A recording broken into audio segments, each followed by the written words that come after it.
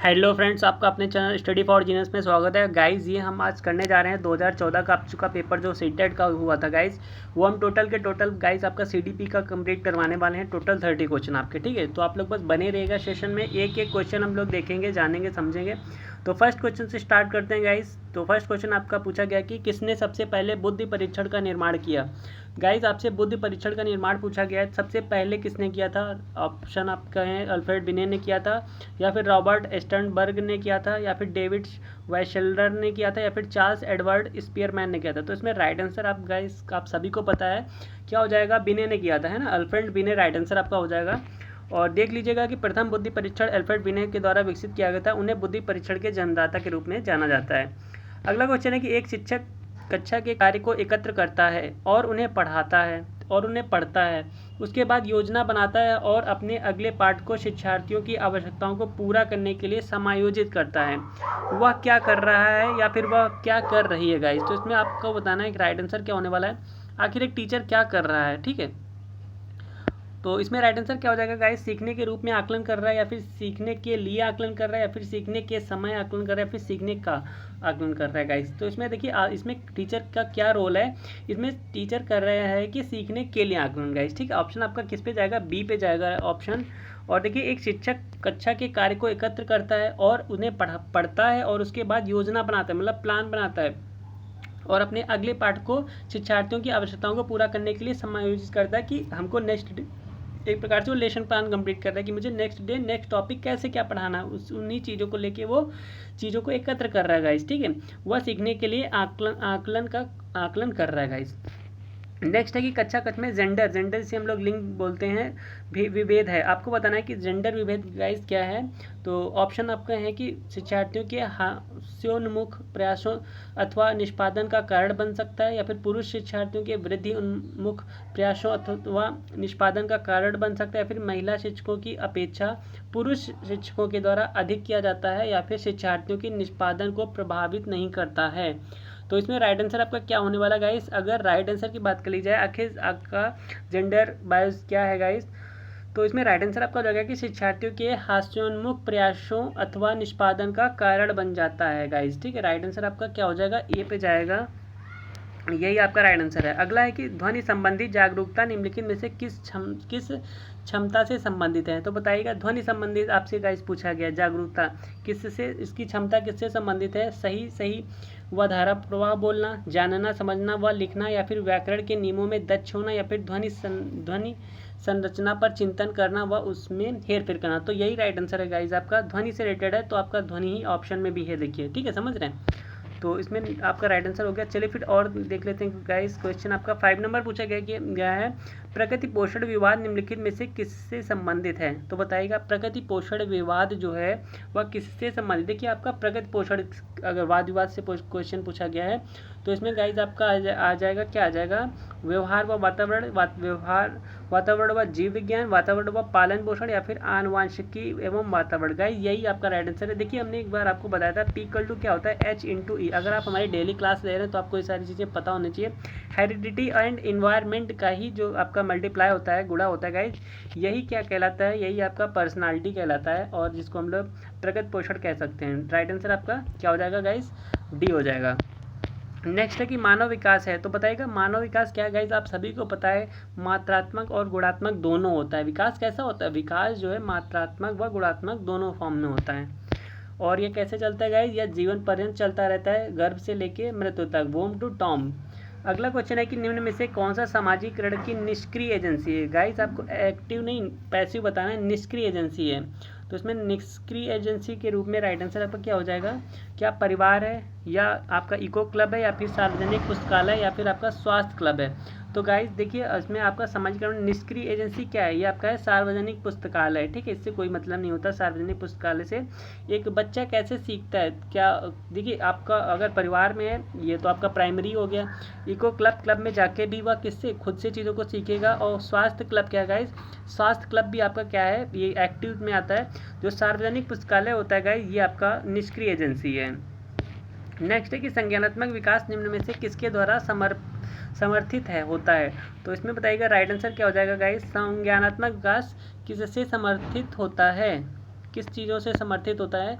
तो इसमें guys right answer आपका हो जाएगा कि एक समृद्ध और विविधतापूर्ण वातावरण उपलब्ध कराना होता है। ठीक है, देखिए यहाँ पे जहाँ कहीं भी आपको वर्ड मिल जाए विविध, ठीक है, विविध वर्ड आपका पॉजिटिव में जाता है गाइस, तो राइट आंसर आपका यही हो जाएगा, बी पे जाएगा, एक समृद्ध और विविधतापूर्ण वातावरण उपलब्ध कराना।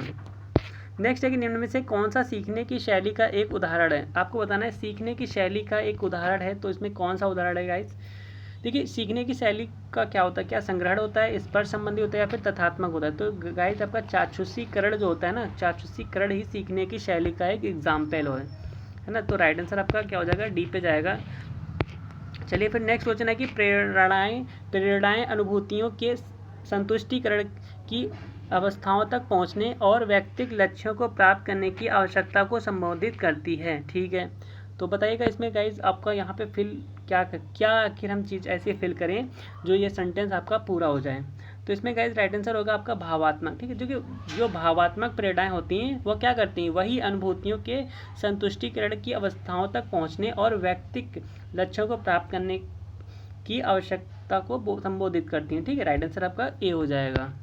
चलिए गाइस नेक्स्ट है कि एक आंतरिक बल जो प्रोत्साहित करता है और व्यवहार परक प्रतिक्रिया के लिए बाध्य करता है एवं उस प्रतिक्रिया को विशिष्ट दिशा उपलब्ध कराता है, तो उसको हम लोग क्या बोलते हैं गाइस? बताइए उसको क्या बोलेंगे? तो इसको क्या बोलेंगे गाइस, क्या बोलते हैं? अभिप्रेरण बोलते हैं ना, अभिप्रेरण बोलते हैं। राइट आंसर क्या हो जाएगा, डी पे जाएगा। नेक्स्ट है कि निम्नलिखित में से कौन सा कारक है जो अधिगम को सकारात्मक प्रकार से प्रभावित करता है? देखिए सकारात्मक आपको पॉजिटिव में गाइस बताना है कि अधिगम का मतलब क्या होगा, लर्न का मतलब क्या होगा, सीखना। आप ऐसा कुछ सीखना जो आपके नेचर में, बिहेवियर में चेंज लाए। ठीक है, वही होता है आपका अधिगम। तो बताइएगा गाइस सकारात्मक वो भी आपका होना चाहिए। तो इसमें राइट आंसर क्या हो जाएगा गाइस, देखिए अर्थपूर्ण संबंध। इसमें राइट आंसर आपका क्या होगा, इसमें तो आपका होगा अर्थपूर्ण संबंध, राइट आंसर आपका हो जाएगा। नेक्स्ट है कि प्रतिभाशाली विद्यार्थियों को से जुड़े प्रश्नों पर अधिक समय देने के लिए कहा जा सकता है। तो बताइएगा प्रतिभाशाली जो विद्यार्थी होते हैं उनको किससे जुड़े प्रश्नों पर अधिक समय देने के लिए कहा जा सकता है? ऐसे कौन से प्रश्न हैं जिनको हमें और ज़्यादा टाइम देना चाहिए? उनको बोलते हैं गाइस क्रिएटिविटी वाले। ठीक है, मतलब कि जिसमें खुद से माइंड लगता है, चीज़ें क्रिएट की जाती हैं, बच्चे खुद से चीज़ों को क्रिएट करते हैं, उसको हम लोग क्या बोलते हैं, सृजन बोलते हैं। चलिए नेक्स्ट है कि निम्न में से कौन सा कौशल है जो संवेगात्मक बुद्धि से संबंधित है? बताइएगा संवेगात्मक बुद्धि से रिलेटेड ऐसा कौन सा कौशल है? तो देखिए गाइस इसमें राइट आंसर आपका क्या हो जाएगा, इसमें राइट आंसर आपका हो जाएगा सहानुभूति देना। ठीक है, किसी को संपैथी जिसे बोलते हैं, संपैथी या सहानुभूति किसी को देना, वही हो जाएगा। नेक्स्ट है कि गणित से अधिगम निर्योग्यता का आकलन निम्न में से किस परीक्षण के द्वारा सर्वाधिक उचित तरीके से किया जा सकता है? तो बताइएगा गाइस सर्वाधिक कैसे उचित तरीकों से किया जा सकता है? क्या निदान करके किया जा सकता है, या फिर स्क्रीनिंग करके, या फिर अभिक्षमता के द्वारा, या फिर उपलब्धि के द्वारा? तो गाइस इसमें राइट आंसर क्या हो जाएगा? अगर गाइस इसमें राइट आंसर की बात कर ली जाए तो इसमें राइट आंसर बताइएगा क्या होने वाला है। गाइस इसमें राइट आंसर आपका हो जाएगा निदानात्मक परीक्षण। ठीक है, आप सभी को पता होना चाहिए चीज़ों का क्या किया जाता है। कोई भी समस्या है, समस्या का समाधान किया जाता है कैसे, निदानात्मक तरीके से। चलिए नेक्स्ट क्वेश्चन आपसे गाइस पूछा गया है कि प्रवाहपूर्णता, व्याख्या, मौलिकता और लचीलापन के साथ संबंधित तत्व है। तो ऐसा कौन सा तत्व आपका है जो इन सारी चीज़ों से रिलेटेड है? तो इसमें राइट आंसर आपका क्या होने वाला गाइस, देखिए इसमें राइट आंसर आपका हो जाएगा अपसारी। देखिए एक होता है अभिसारी चिंतन और एक होता है अपसारी चिंतन। गाइस जो अभिसारी चिंतन होता है ना, ये आपका निगेटिव वर्ड है। ठीक है, आपका कैसा निगेटिव वर्ड है? जो अपसारी है ना, अप मीन्स ऊपर, और यही गाइस आपका पॉजिटिव, ये चीज़ों को क्या ऊपर तक ले जाता है। राइट आंसर आपका बी पे हो जाएगा। नेक्स्ट है कि सभी के लिए विद्यालयों में सभी की शिक्षा निम्नलिखित में से किसके लिए प्रचार वाक्य हो सकता है?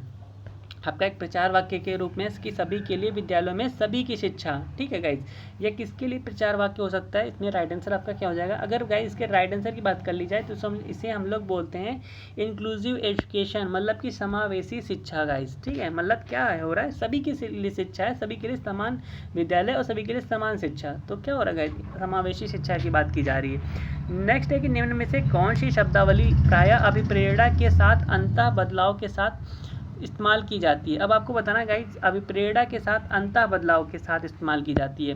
तो इसमें राइट आंसर आपका क्या हो जाएगा? इसमें देखिए गाइज अगर इसके हम आंसर की बात की जाए तो इसमें राइट आंसर आपका हो जाएगा आवश्यकता। राइट आंसर क्या हो जाएगा? आवश्यकता हो जाएगा गाइस। देखिए, जिस प्रकार की अभिप्रेरणा में हमें लक्ष्य प्राप्ति में सहायता करती है, उसी प्रकार से हम अपनी आवश्यकता को संतुष्ट करने के लिए कुछ लक्ष्य निर्धारित कर उन्हें प्राप्त करने का प्रयत्न करते हैं। नेक्स्ट है कि निम्न में से कौन सा आपका स्टर्नबर्ग की बुद्धि के त्रिस्तरीय सिद्धांत का एक रूप है? तो बताइएगा गाइस कि त्रिस्तरीय सिद्धांत का एक रूप है तो वो क्या है? तो इसमें राइट आंसर गाइस आपका क्या होने वाला है?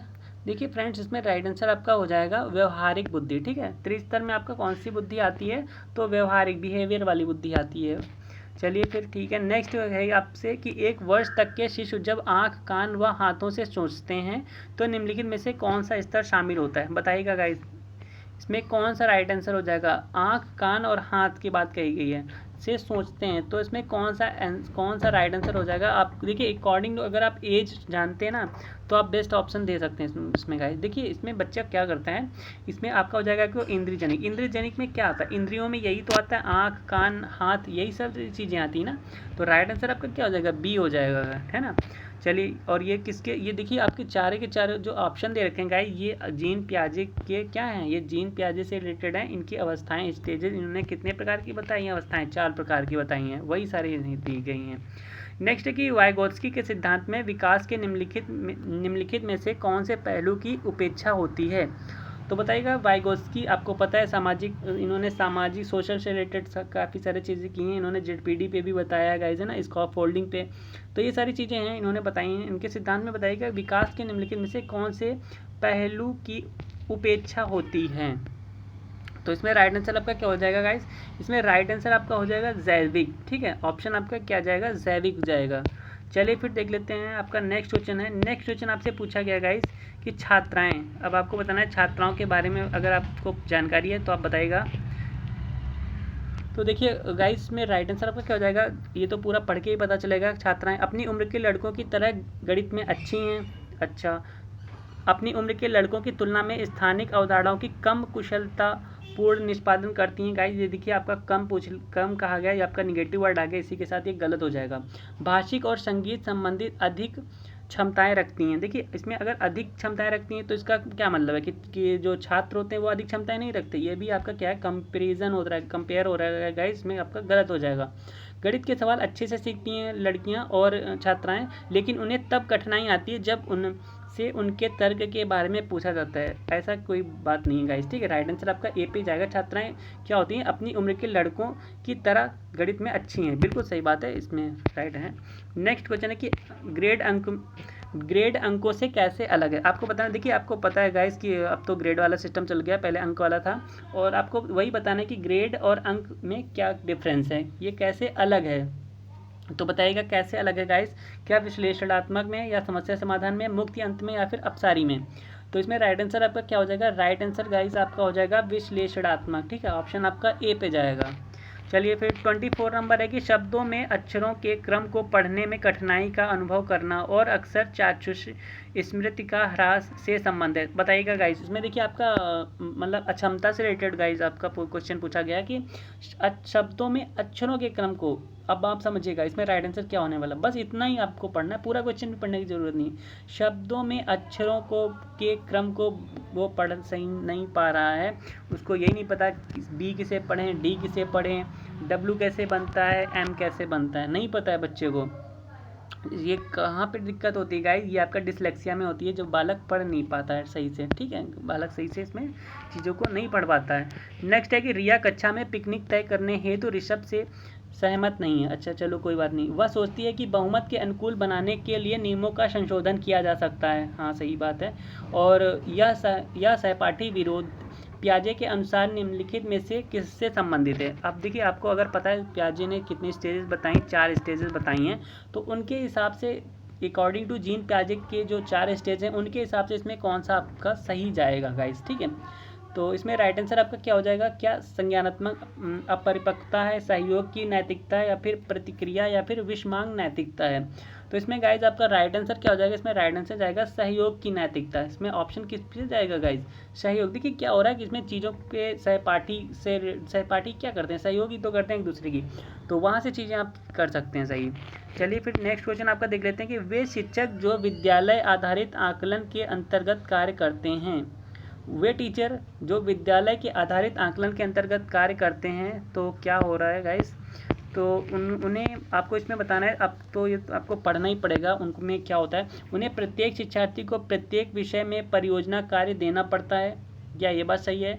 या फिर शिक्षार्थियों के मूल्य और अभिवृत्तियों का आकलन करने के लिए रोजाना उनका सूक्ष्म अवलोकन करते हैं, या फिर व्यवस्था के लिए स्वामित्व की भावना रखते हैं, या फिर उन पर अधिक कार्य का बोझ रहता है क्योंकि उन्हें सोमवार की परीक्षा सहित अक्सर परीक्षा लेनी पड़ती है। तो ये तो आपका गलत है, डी वाला। ठीक है, राइट आंसर आपका क्या हो जाएगा, राइट आंसर आपका गाइस सी पे जाएगा। उन्हें प्रत्येक शिक्षार्थी को प्रत्येक विषय में परियोजना कार्य देना पड़ता है। तो देखिए ऐसा कोई बात नहीं कि अलग अलग प्रत्येक का मतलब समझ रहे हैं, प्रति एक मतलब हर एक विद्यार्थी को हर एक नई नई परियोजना देना पड़ता है, ऐसा तो नहीं है। क्योंकि हम लोग समावेशी शिक्षा में पढ़ रहे हैं, सबका साथ सबका विकास। साथ में शिक्षार्थियों के मूल्यों और अभिवृत्तियों का आकलन करने के लिए रोजाना उनका सूक्ष्म अवलोकन करते हैं, ऐसी भी कोई ज़रूरी बात नहीं है। ठीक है, राइट आंसर आपका सी पे ही जाएगा। अगला क्वेश्चन है कि गाइस एल्बर्ट बंडूरा से पूछा गया, एल्बर्ट बंडूरा के सामाजिक अधिगम सिद्धांत के अनुसार निम्न में से कौन सा सही है? तो बताइएगा गाइस इसमें कौन सा राइट आंसर आपका है अकॉर्डिंग टू एल्बर्ट बंडूरा। बच्चों के सीखने के लिए प्रतिरूपण जैसे मॉडलिंग एक मुख्य तरीका है, बिल्कुल सही बात लग रही है मुझे तो। अनसुलझा संकट बच्चे को नुकसान पहुंचा सकता है, अनसुलझा संकट बच्चे को नुकसान पहुंचा सकता है।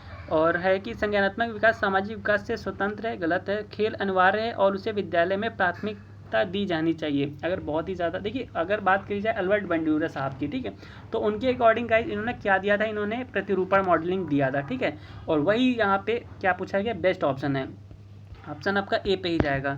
अगला क्वेश्चन है कि जब एक बच्चे एक अवधारणा को सीखते हैं, ठीक है, कोई भी अवधारणा है बच्चा एक सीख रहा है और उसका प्रयोग करता है, ठीक है, तो अभ्यास उनके द्वारा की जाने वाली त्रुटियों को कम करने में मदद करता है। बिल्कुल सही बात है भाई, हम जिस चीज़ का प्रैक्टिस करेंगे तो त्रुटियाँ हमारी कम होंगी, बहुत सही बात है। जैसे कि आप सीटेट की तैयारी कर रहे हैं, जितना ही ज़्यादा आप प्रैक्टिस सेट कर लगाएंगे बच्चों, उतने ही आपके मार्क्स बढ़ेंगे। और मार्क्स कब बढ़ेंगे, जब आप त्रुटियाँ कम करेंगे, सीधी सी बात है। यह विचार के द्वारा दिया गया, यह विचार गाइज आपको बताना है किसने दिया, बहुत ही अच्छा विचार है, फिलहाल रियल लाइफ से रिलेटेड है। तो यह विचार गाइज किसका है, यह आपका है थॉर्नडाइक का गाइज। ठीक है, थॉर्नडाइक का ये विचार है, बहुत ही अच्छा लगा पढ़ के मुझे, क्योंकि गाइज इन्होंने प्रयोग किया था बिल्ली पर। ठीक है, हर एक किसी ने कुत्ता पर किया है, तो किसी ने बिल्ली पर किया है, तो किसी ने बंदर पे किया है। तो गाइज ऐसा चीज़ें हैं, बट थॉर्नडाइक का बहुत ही अच्छा था, बिल्ली पर इन्होंने क्या किया था, प्रतिपादन किया था, सिद्धांत प्रयोग किया था। नेक्स्ट है कि सिद्धांत चित्र के द्वारा नवीन अवधारणाओं की समझ बढ़ाते हैं। तो बताइएगा गाइस इसमें राइट आंसर क्या होता है, नवीन अवधारणाओं की समझ बढ़ाते हैं, विशिष्ट विवरण पर एकाग्रता केंद्रित करने, अध्ययन के लिए शैक्षणिक विषय वस्तु की प्राथमिकता तय करने के लिए, या फिर तर्कपूर्ण ढंग से सूचनाओं को व्यवस्थित करने की योग्यता को बढ़ाने के लिए। देखिए सिद्धांत क्या होता है गाइस, अगर आपको पता है गाइस सिद्धांत क्या होता है, देखिए कोई भी नियम होता है, जब अगर उस पर हम लोग कई बार प्रयोग करते हैं और मोस्टली वो अधिक से अधिक 99 बार वो गाइस क्या होता है, प्रूफ के साथ सिद्ध होता है, वही आपका सिद्धांत बन जाता है। ठीक है, तो तर्कपूर्ण ढंग से सूचनाओं को व्यवस्थित करने की योग्यता को बढ़ाने के लिए गाइस में राइट आंसर आपका हो जाएगा। चलिए नेक्स्ट है कि निगमनात्मक तर्कड़ा में शामिल है। तो बताइएगा गाइस, देखिए तो एक आपका दो होते हैं, एक तो आगमनात्मक होता है और दूसरा आपका निगमनात्मक होता है तर्कड़ा। ठीक है, तो आपको निगमनात्मक तर्कड़ा गाइस बतानी है। तो विशिष्ट से सामान्य की ओर चलता है, या फिर ज्ञान का सक्रिय निर्माण और पुनर्निर्माण होता है, या फिर अन्वेषण सीखना और स्वतः खोज परख संबंधी पद्धति होता है, या फिर सामान्य से विशिष्ट की ओर होता है, मतलब विशिष्ट के समान या फिर सामान्य से। तो गाइस आपको देखो अगर कुछ भी नहीं पता ना, तो हमने 2 से 3 चीज़ आपको बता रखी है, जैसे कि मूर्त से अमूर्त, और क्या होता है सामान्य से विशिष्ट होता है ना, विशिष्ट से सामान्य नहीं होते, तो आपका अपोजिट है, ये कुछ नहीं गाइस, आपका बेस्ट ऑप्शन है डी वाला। और इसी के साथ गाइस ये आपका सेशन भी कंप्लीट हो गया। और ये सेशन आपको कैसा लगा गाइस, 30 क्वेश्चन आपके टोटल हो गए। ये गाइस कैसा सेशन लगा, अगर अच्छा लगा तो वीडियो को लाइक कर दीजिएगा और चैनल को सब्सक्राइब कर लीजिएगा। फिर मिलते हैं किसी ना किसी एक नई वीडियो में, है ना, तब तक के लिए अपना आप ख्याल रखना, and thank you for watching this video.